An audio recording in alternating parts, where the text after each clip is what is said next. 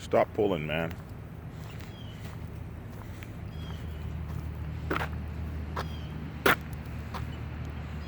Will you stop pulling me? Come on here. I keep telling you I'm old. You shouldn't pull your master, and what's going to happen is I'm going to get too sore to walk with you. See, there's that guy you bit yesterday and both of his pit bulls. He might turn them loose on you now.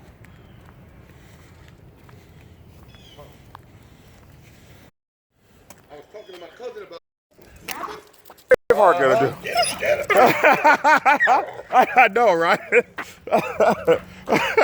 great day. I tell my cousin. Have a good day, my man. You do the same. You're so ignorant. What you gonna do to them dogs, man? His name shouldn't be Braveheart. It should be Foolish Heart.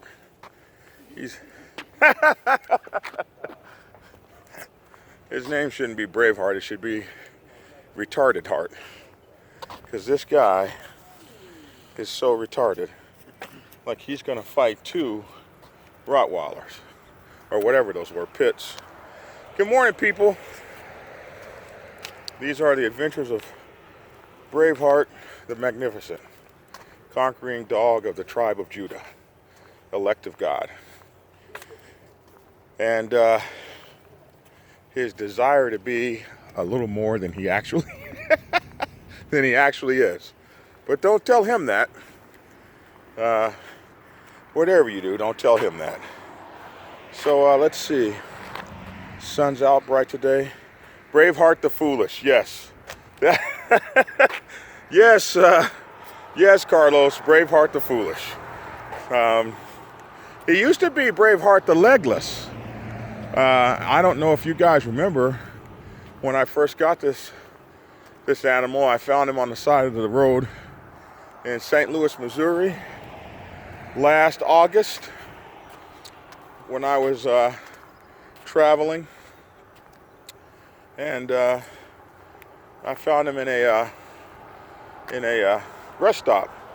You guys probably can go back to my August videos and see the day I found this dog.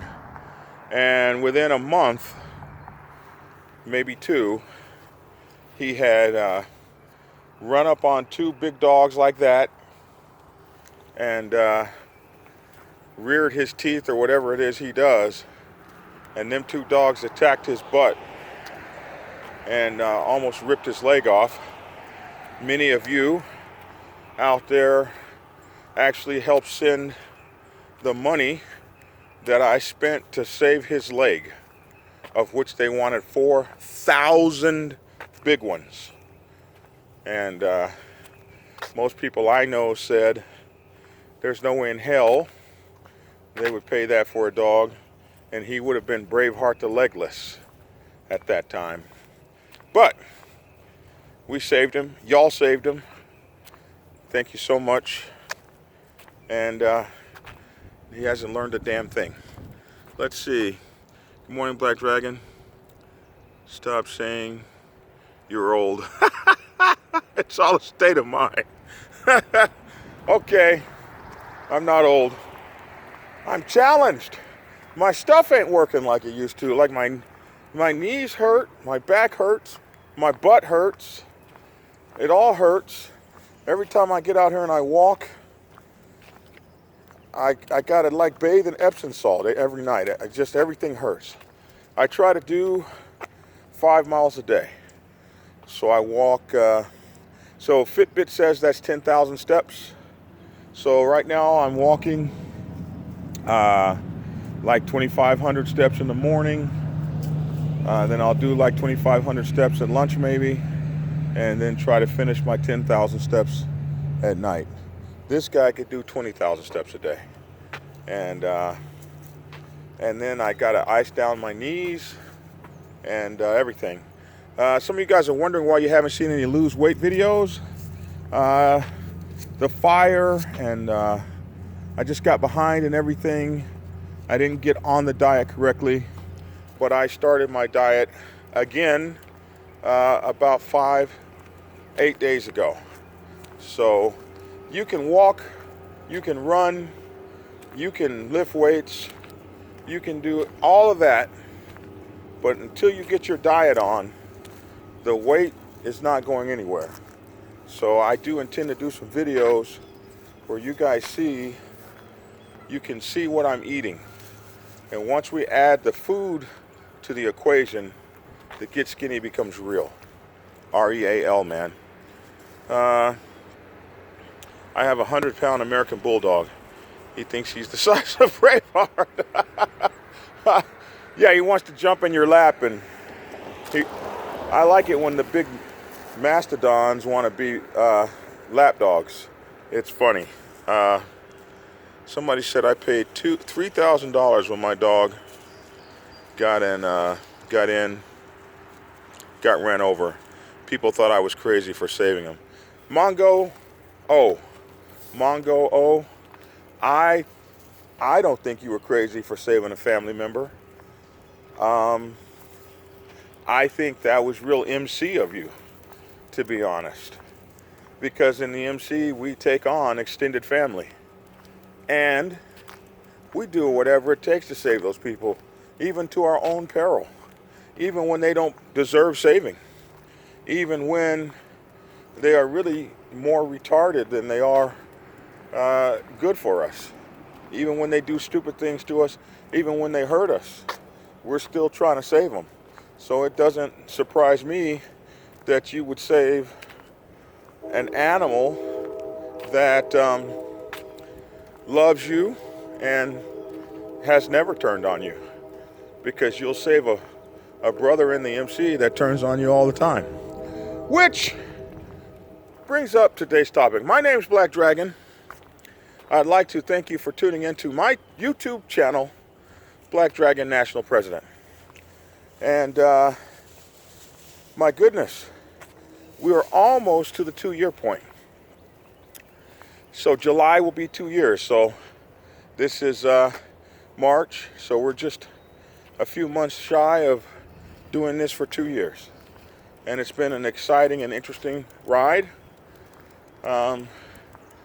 Seeing all of you folks, and as you know, recently I went over 2 million viewers and lifetime views, and I think that's amazing because I just never would have figured, I mean, who does, that I would do 2 million of anything in my life. And so I'm very thankful and very humbled by the patronage of all you good folks who watch me every day, and those new people, new viewers, and people that just watch one time, and I'm just so thankful to know you all. So anyway, today, our subject matter is, and yes, I know I've taken maybe 8 or 9 minutes to get to the subject, sorry. Our subject matter is, no one will force me to quit my MC. No one. And it comes from an email I got. And I'll paraphrase the email because I don't want to give away the writer. But basically, this guy is going through a lot of changes in his motorcycle club. And he stood up to the president. He's a road captain, and he took a stand against his president. And that stand that he took is costing him now. And it's really gotten bad. Morning. And it's gotten so bad, in fact, that he feels he's now on the outside. And he feels the little splinter groups, and him and the president can't talk any longer. And the president's little cronies are against him, and his buds are with him, but He feels shut out. He feels singled. He feels singled out. He feels like maybe he should quit the MC. He doesn't feel like he has any backing, no protection, and he feels the family part leaving. And he's like, you know, Black Dragon, I feel like maybe it's time for me to go. Should I go? Would I be wrong in quitting? So I always like to give a short answer for those people who tune in. They see the title, they tune in. They don't want any BS, they just want an answer. And then I have a longer answer for those that want to stay tuned. So the short answer, would you be wrong to leave your MC? No. Whenever you feel like things aren't right for you, or your safety's in jeopardy, or people don't deserve your output or your input, whichever you want to call it, you're never wrong for leaving. You're never wrong for wanting a better situation or demanding results. However, that's the short answer. The long answer, the answer for me is, to hell with anyone who thinks they can drive me from my MC. Who the hell are you, puppy? And no one will drive me from my MC. No one. Because I decided I wanted to be in this thing from the very beginning. And when I make up my mind to do something, I'm going to do it. Now, I'm not saying that there won't come a time when you have to, or you make the decision, hey, this ain't for me. And that's okay. But I'll make that decision, not you. And I say this from personal experience. You see, many, many years ago, 29 years ago to be exact, I found the Black Sabbath Motorcycle Club Nation. Quite by accident. I was a young, proud, second-class petty officer in the United States Navy. Now, as a second-class petty officer in the submarine Navy, I was one of the best in regards to my status and my duties that I served on the submarine. As a young 25 or 26-year-old, I had qualified duty chief, chief of the watch, and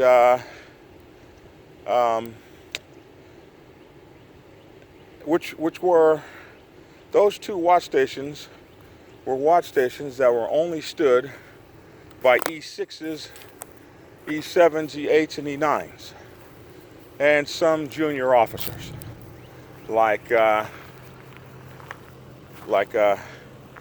lieutenants and ensigns, butter bars, and lieutenant junior grades. Those were the kinds of people that stood those watches. Never an E5. Well, sometimes an E5. But by the time I was around, E5 seldom stood that watch station. And I, super qualified on my submarine, and those guys that are in the submarine Navy know what it's like when you super qualify watch stations and you're qualified. He should not have had to stand up to the president. The bylaws should have been big. First of all, welcome Big Cell to the channel. Thank you for tuning in. Those of you who do not know about Big Cell, FHOATLGA, FHO stands for Fast Harleys Only, a movement started by Big Cell. Big Cell and I used to be on a radio program together talking about MC protocol last year, and he has done amazing things in the motorcycle club community. So I invite you guys all to go over to his channel, FHO Atlanta, Georgia. FHO ATLGA stands for Fast Harleys Only, and he's really significant in the bagger movement on the African American biker set and the bagger Harley movement, which of course I believe my bike will beat most all Harleys, but Big Cell says otherwise. But he is also big in MC protocol and has a channel dedicated to these kinds of teachings. And Big Cell said something that we're going to absolutely get back to, and that is the bylaws and how they work in conjunction with what that officer should have or would have had to do. So of course, Big Cell is absolutely right, and we definitely appreciate you gracing our channel with your presence this morning. Thank you, sir. So those of you in the submarine service will understand what an E5 qualified dive, what an E5 qualified duty chief, what an E5 qualified chief of the watch means. And because I was at that level of qualifications, I walked with a swelled chest. In the military, in the Navy, there's a thing called we have rank. So a lieutenant can tell anybody beneath them what to do. You got to do it. But we have something called positional authority. So positional authority means when you're standing watch, you have rank over everybody that's not in that watch rotation. So if your job is to stand a security post and you tell someone to go somewhere, it doesn't matter what their rank is, they got to follow those orders. For the most part, you know, there's some changes in that with this, that, and the other, but for the most part, nobody outranks you when you're doing your damn job. So, because I had this positional authority, when I was chief of the watch, all of the other enlisted men are under you, so to speak, when you're running that watch station. So, I was just an E5, though. That's a watch station that an E7 or an E8 would have. So it gave me great power on the submarine. I got to sit on all of the qualification boards. I could sign any qualification card on the submarine. I was a big cheese. So they transfer us to instructor school. And a lot of people say, gosh, Black Dragon, you're a great instructor. Well, the Navy taught me how to teach.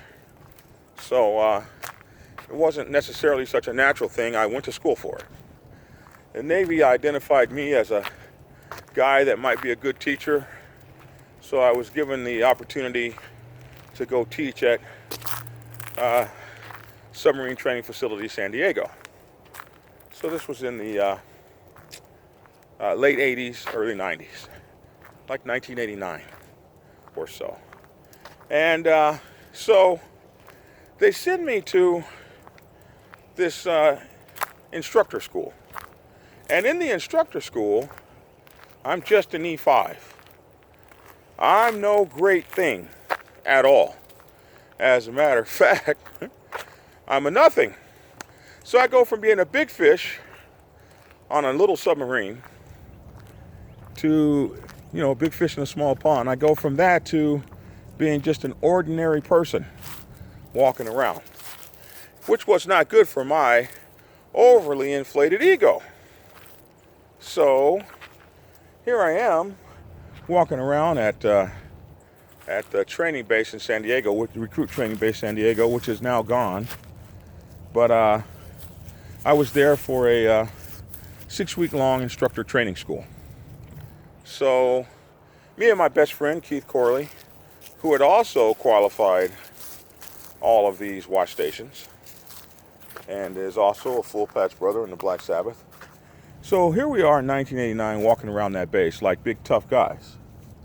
And there comes a situation where the senior chief, who is an E8, tells us he needs a group of guys to go clean the heads. Now, being an E5, qualified duty chief on a submarine, I hadn't cleaned a head in a few years. I was a big bad boy.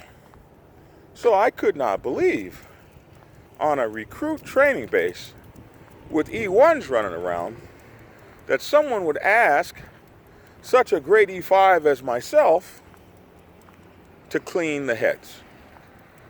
I looked at the senior chief, and the other problem we had was that we were now in a surface Navy world. And the surface Navy has thousands and thousands and thousands of men on a ship, whereas a submarine only has 100 and some men. Not that many. So, whereas a submarine, everybody knew everybody, and everybody knew I was a big shit, in the surface Navy, nobody knows you're even alive. Nor can they care. Surface Navy is very formal. E5s don't lip off to E6s. E5s don't lip off to E7s. In the submarine Navy, if you see an E7 and he's incompetent, you can cuss his ass like a redheaded stepchild. And no one's going to say anything to you about it. Somebody says, can I please get a shout out? Johnny Boy Reactions. What's up, brother? How are you? Good to see you. Thank you for tuning in.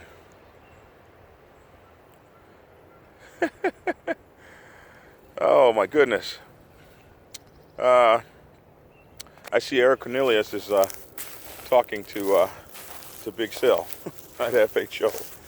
Oh, that's funny. So I came from a world that gave a lot of deference to an E5 that was squared away and qualified everything you could qualify. And I'd come into a world that didn't really much care. So I was in dangerous territory because I had some expectations that weren't really going to be met. I felt entitled, and I was in a place that wasn't giving out entitlements.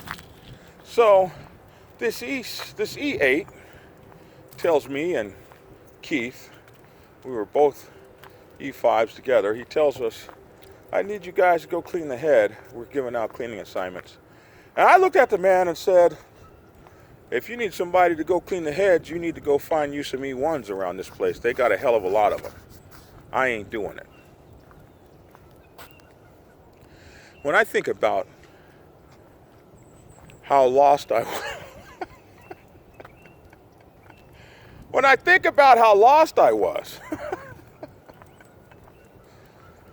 oh my goodness, I see some of the young bikers in my club. I think about how lost I was, how lacking of an understanding I had in the way that military protocol worked, because I had been given such latitude. Well, I had conferences with the commanding officer at will on my submarine. I just walk into his office and tell him what I needed. I went past my chief. I went past my senior chief. Just walked right up to the commander. Well, I was Petty Officer Bunch. I could do things. I was a section leader as an E5. I'll tell you guys a story of how I made that happen. But I had relieved the E6, and he slept all day, and I ran the section. So it wasn't on paper, but everybody knew I was the guy who ran the section. But they didn't ask the E6 anything. They always came to me. So I was empowered and entitled. And I had come off the submarine and not realized, hey man, you're not on the submarine anymore. So I walk up and I tell this chief, there ain't no way in hell I'm cleaning your heads, man. And you can hang that up. At that moment, at that very second, I could have been stripped back down to an E1 with no questions asked. I didn't know that, y'all. I think I might have known that in the back of my mind, but I didn't know that the surface Navy just absolutely didn't play that. Like, we got way too many people in our Navy to be playing with you like that, man. You better come on and get on. You better unfornicate yourself and get with the program. So, Chief looked at me and said, come again? Senior Chief looked at me and said, come again? I said, I ain't cleaning your heads, man. I'm an E5, and this base is full of E1s. You better go get you one. And my crazy ass friend saw me put my own self in jeopardy, and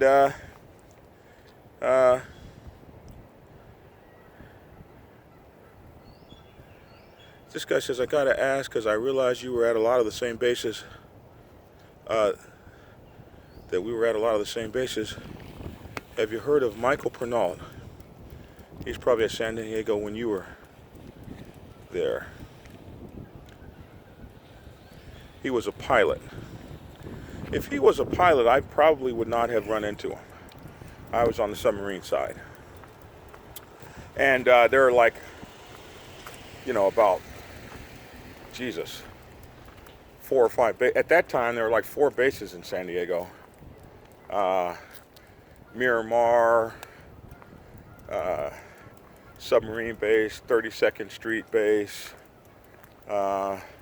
Coronado. So there are a lot of bases there, and I'm sure I'm missing some, but I don't know that name offhand. So somebody said I was a blood E5, and I know exactly what that was, bad boy. Bad boy, troublemaker, with those blood stripes. Yeah. So anyway, I had no idea, like I had no idea what trouble I was in. And so my good friend Keith says, I ain't doing it either, Senior Chief. And this was a good old Southern boy from Georgia. So I was just sure, like, this is racially motivated. This guy wants to make me a slave, and I ain't going back there. So he says, I'm going to give you guys one more time. You're going to go clean those heads. And I said, no, the hell I'm not, man. So he said, if you don't go clean those heads, I'm sending your ass back to sea. Well, at sea, I was a god. At sea, I told people what to do.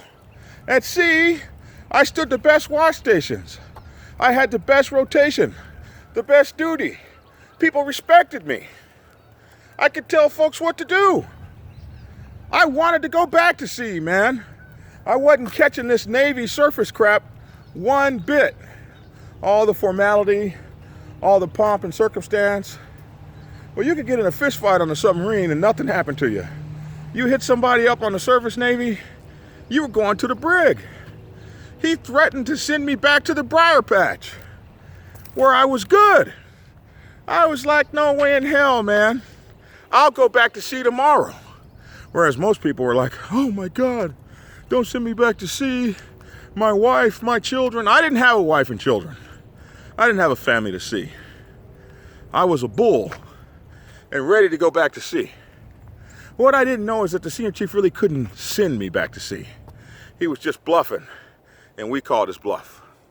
So, instead of destroying my career and putting my ass back in E4 stripes like I needed to be, this senior chief, good old boy from Georgia, he says, man, I got 2 hard runners here, 2 hard chargers. These guys were bad boys at sea. They really contributed to the mission.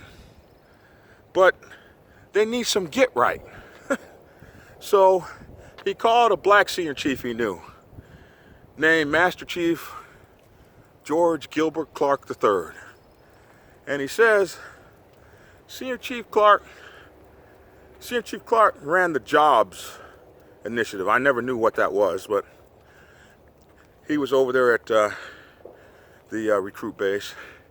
And he says, I got two black kids, and they they won't do what I've asked them to do.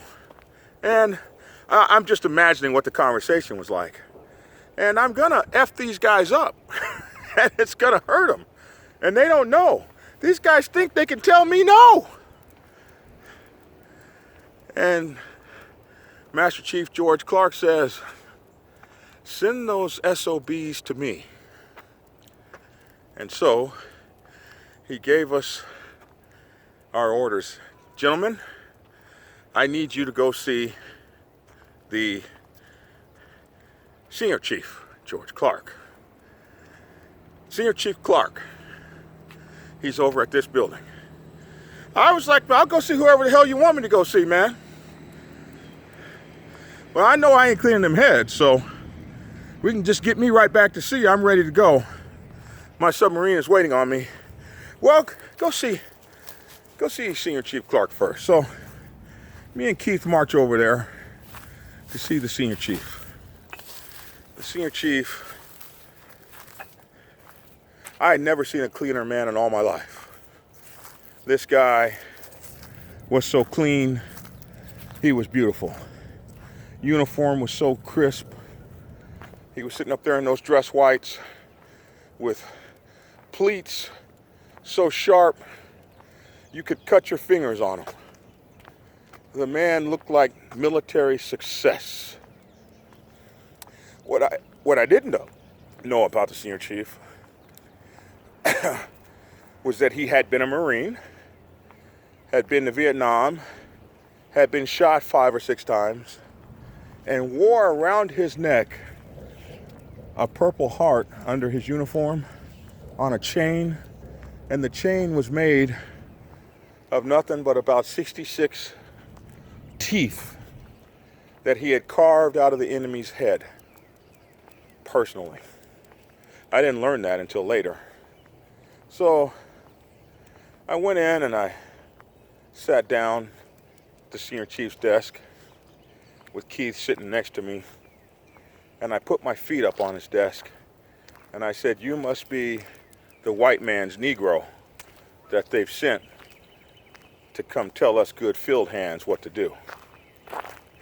Senior Chief smiled, rocked back in his chair, looked at Keith and smiled and said, good morning, gentlemen. And then that son of a, whoo, he flew out of his chair over the desk. He cleared the desk. He jumped and cleared the desk, both feet into my chest, and drove me into the ground backwards and was punching me in a full mount like an MMA movie, like an MMA octagon fight. Keith jumps up to protect his buddy, sidekick into the glass of his case of memorabilia, breaks the glass, and I'm screaming, okay, he's beating the hell out of it. Okay, Senior Chief, okay. So after a couple minutes of that, well, it seemed like a lifetime, I was pretty beat up. I had enough sense. There was no way I was going to swing on a Senior Chief. If I could have. And he grabbed me up by the collar and said, "Son, I think what we have here is a failure to communicate." And I was like, "No, sir. No, Senior Chief. Don't you call me sir. I know who my freaking parents are. No, Senior Chief. No, Senior Chief. I'm good, man. I'm good. I'm good. I'm good. Do we have an understanding, son?" "Yes. Yes, Senior Chief. Yes." "Now clean up this office." So we clean up the office. He walks out, comes back in. We're sweeping up the glass and everything. He says, "Gentlemen, I've talked to the Senior Chief, and you guys have definitely you have a valid excuse. There are plenty of E1s that could do the job. And the Senior Chief knows he should have used them. But the problem was, you pushed him into a pissing contest.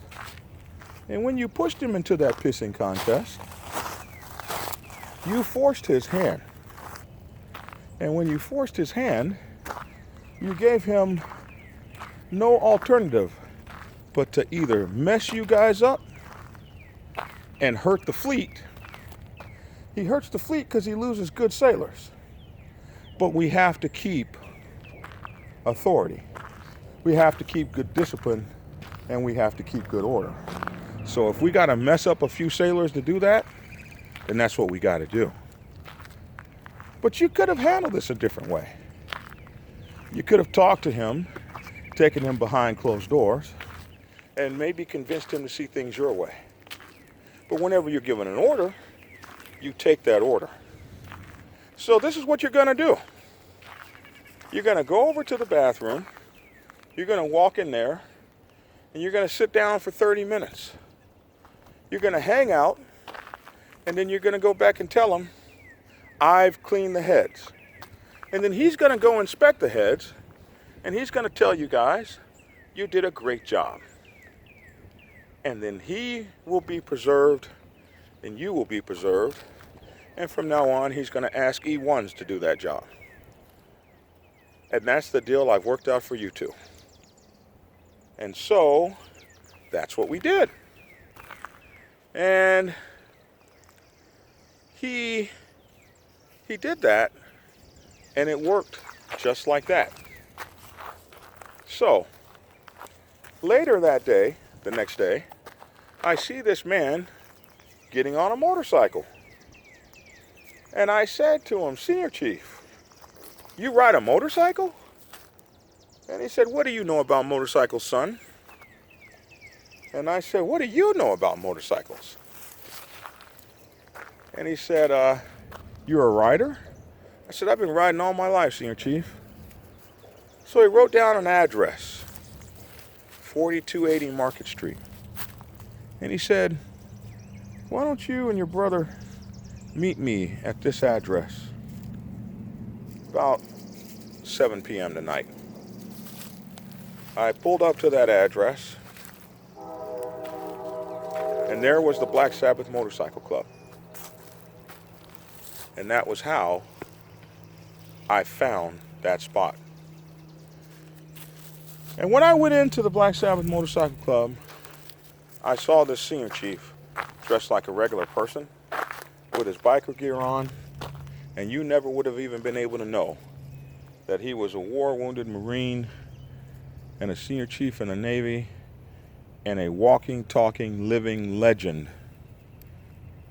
Shot, blown up, Purple Hearts, on and on and on.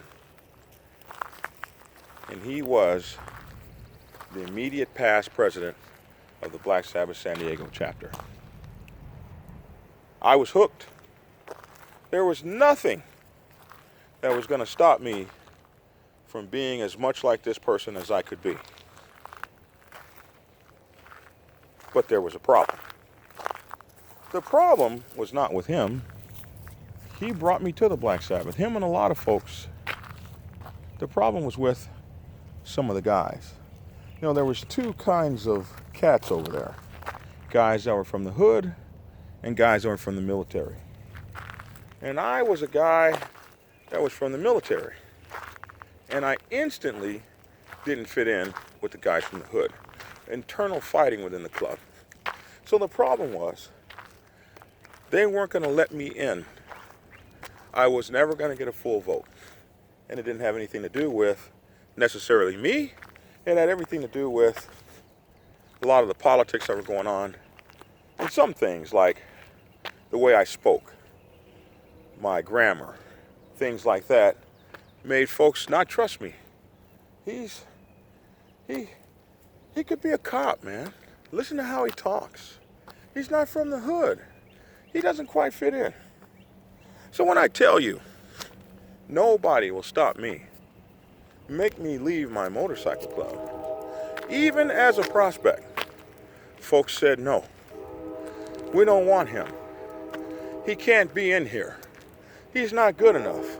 Other people making the decision, not based on something I did, but not based on my character, but on what they thought about me, who they thought I should be, what they thought I should be regardless of who I was.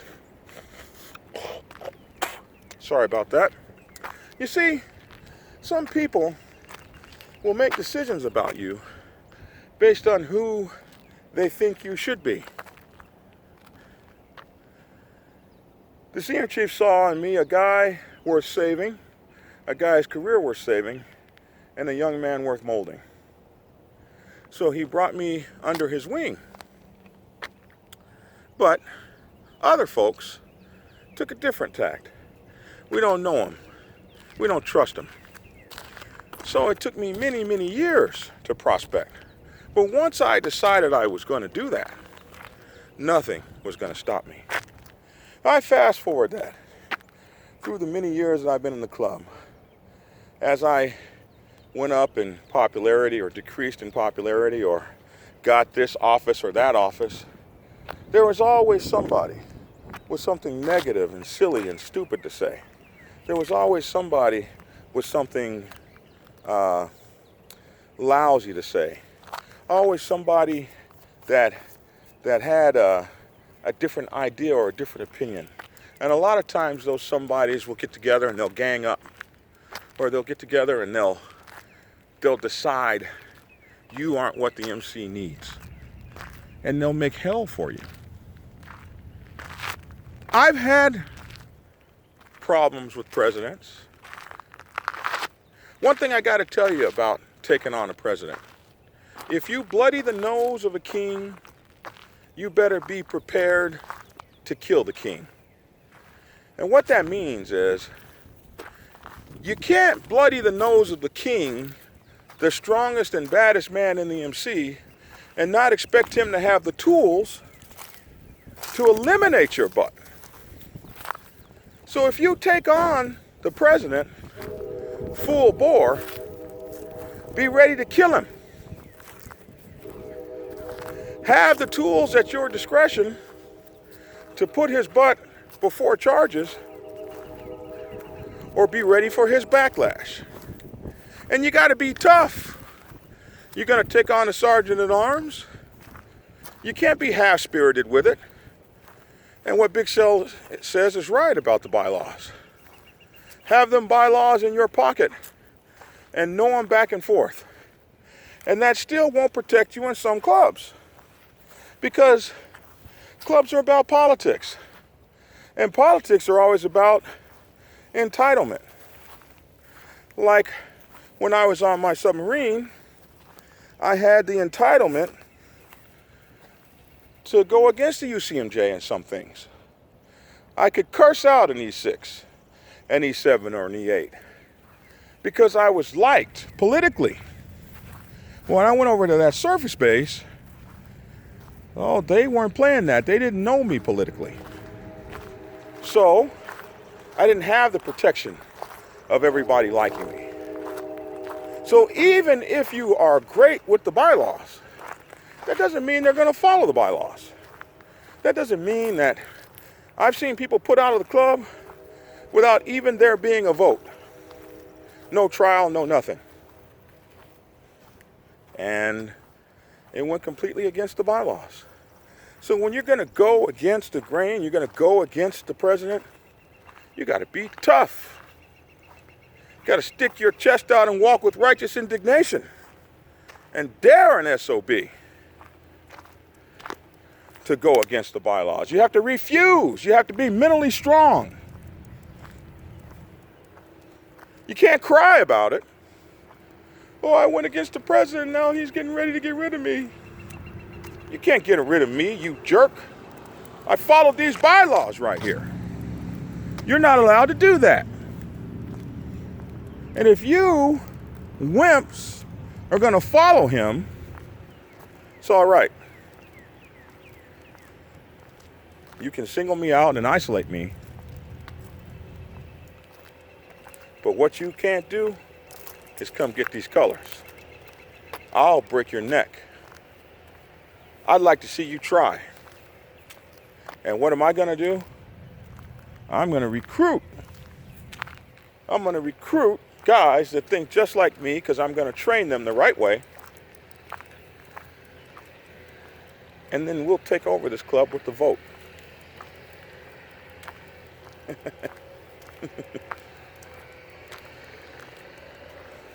See, I never said this stuff would be easy. I've been a lone man walking in the MC before. Nobody liked me. People talk behind my back.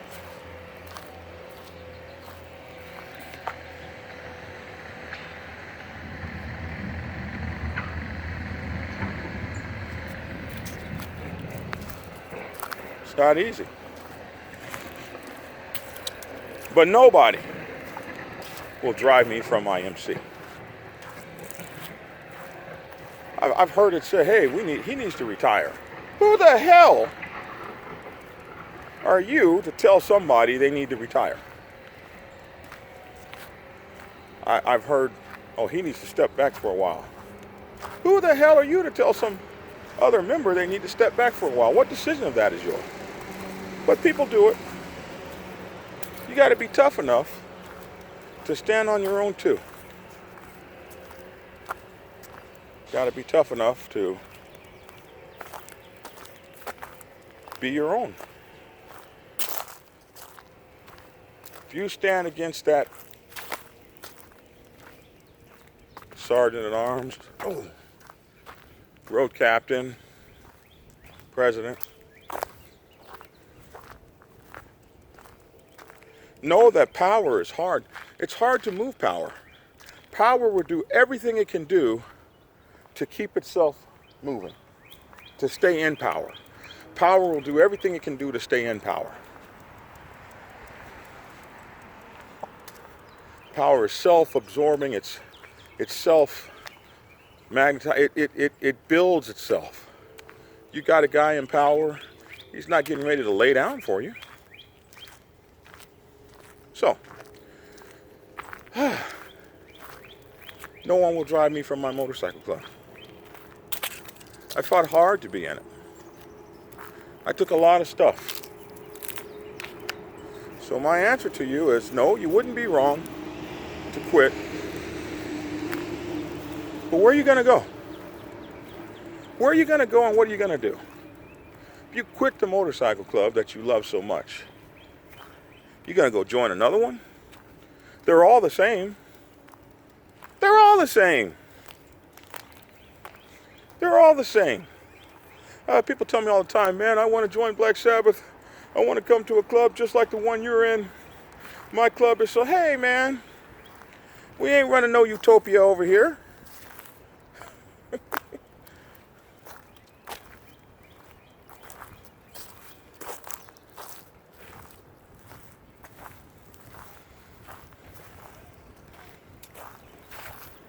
We ain't running no utopia over here. Things are just as tough over here as they are in your MC. We got the same kind of stingy people, the same people on personal agendas, the same people. We got all that. We got all that.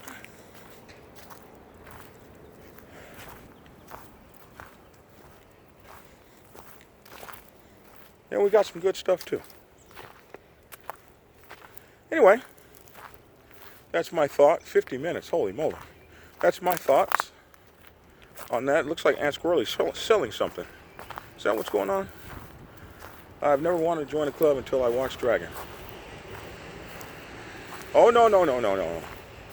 No, don't let me, don't let me be the one to bring you into this silliness. No, no, no. You join a club because you're seeking a family to contribute to. Wow. You join a club because you're seeking a family of which you can contribute. Not for anything else. So I want brotherhood. You seek a family because you want to give brotherhood. I want loyalty. You seek a family because you want to give loyalty. I want is not part of MC. I know a lot of people think it is, but it ain't. Because people are not grateful. They don't give back. They're not thankful.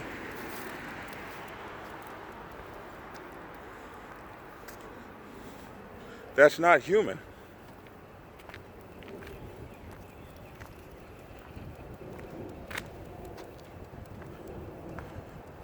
You join a motorcycle club to give. And if you're joining for any other reason, you're going to be disappointed.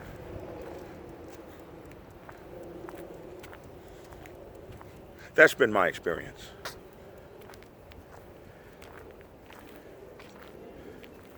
Oh, Auntie said I'm not selling, I'm giving. I want some. So,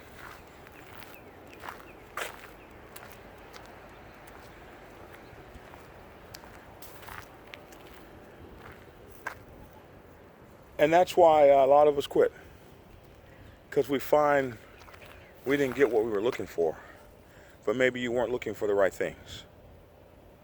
Somebody said that's exactly why I joined Los Diablos MC, Nebraska. The Devils? Is that what Los Diablos stands for? So, yeah. Then you joined for the right reason. Brotherhood is something I never had and will. Brotherhood is something I never have had and will go to any ends to have a brotherhood to ride with.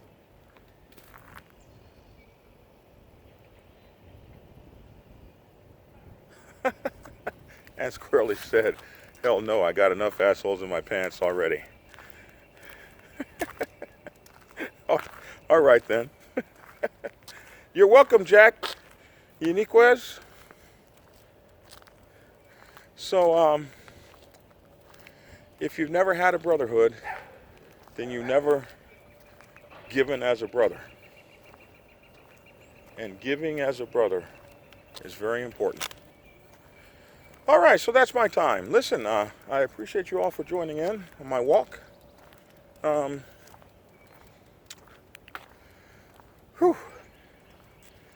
If you want to get in touch with me, Black Dragon at blacksabbathmc.com. You can also tune into our news magazine, MC Talk TV. Our news magazine, MC Talk TV, on Facebook. Also, go like my page, Black Dragon Biker. If you want to connect with me on Facebook, that's the best way to do it, since I can't accept any more new friends. If you want to face-to-face me, Johnny Bunch II on Facebook, I can accept you as a person that, I forget what that's called, instant messenger. We can talk on that face-to-face. Oh, listen, I'm jbunchii, jbunchii on Twitter, jbunchii on Instagram, jbunchii on Snapchat, jbunchii on Marco Polo, jbunchii on myfitnesspal, jbunchii on Samsung Health, jbunchii on Finis Swim Watch. So those are the ways you can get in touch with me. Do go and check my books out on Amazon. Prospects Bible, How to Join a Traditional Motorcycle Club, #1 bestseller. many times over on Amazon for its genre over the past 3 years. Prosperous Bible for Women's Motorcycle Clubs, Public Relations Officers Bible, and Sergeant at Arms Bible. Soon to be President's Bible. All on Amazon, all on Kindle. You can support this page by hitting the super chat button when I'm talking live and giving us a donation, or going over to our Patreon page and donating there, which is a monthly donation. We appreciate all donations. Going to get me some really nice equipment. I also, I want that helicopter thing. I want a GoPro, and I want the sling, or is it fling? Sling camera setup, something like that, which is really cool. You can operate 4 cameras, or it's really crazy. It's $1,000 freaking bucks. So anyway, I should say it starts at $1,000 bucks. So anyway, that's me. How to get in touch with me. I also write articles. You can find my articles on ezine.com under John E. Bunch II. Of course, they're motorcycle club articles, just like we talk about. I most certainly appreciate you all. Love you all.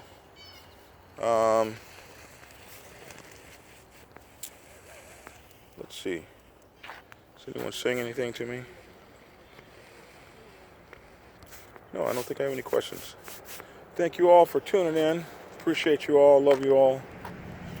And make sure to get skinny.